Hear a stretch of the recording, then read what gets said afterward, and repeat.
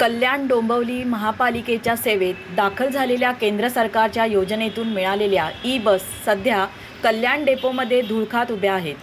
गेल्या 6 महिन्यांपासून या बसेस नागरिकांच्या सेवेत दाखल होण्याऐवजी तशाच उभ्या आहेत। मुख्यमंत्री एकनाथ शिंदे यांच्या हस्ते या बसेसचे लोकार्पण झाले होते, मात्र महापालिकेने अजून या ई-बसेस प्रवाशांच्या सेवेसाठी उपलब्ध केलेल्या नाहीत। गेल्या 6 महिन्यांपासून या बसेस कल्याणच्या डेपोत उभ्या आहेत।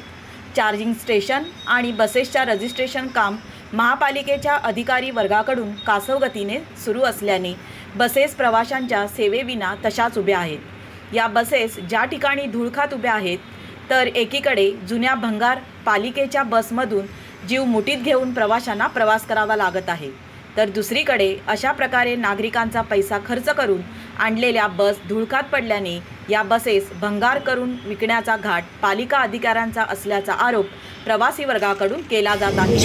कल्याण डोंबिवली महानगरपालिकेच्या क्षेत्रामध्ये KDMT म्हणजे परिवहन सेवा ही फक्त नामनिमित्त काम न करण्याचा हा मोठा मुख्यालयाचा डिपार्टमेंट आहे।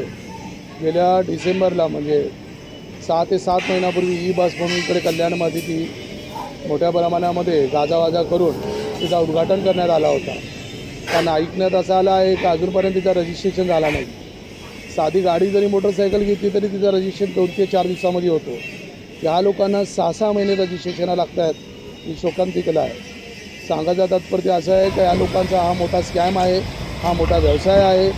गाड्या मोठ्या प्रमाणामध्ये कल्याण महापालिकेमध्ये परिवहन सेवा करता बोलवण्यात येतात, त्या धूळ काढ ठेवायचा आणि मग त्यांचा भंगार करायचा आणि मग त्या लिलावात काढायचा, हा मोठा त्यांचा बिझनेस आहे।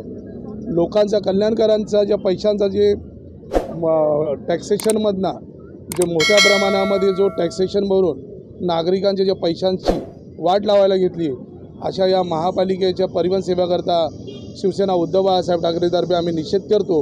येणाऱ्या आगामी दिवसामध्ये जर परिवहन सेवा सुरू नाही झाली तर आम्ही आंदोलन मोठ्या प्रमाणात लोकांकरता करण्यात येईल, याची महापालिकेने आणि परिवहन सेवेने दखल घ्यावी।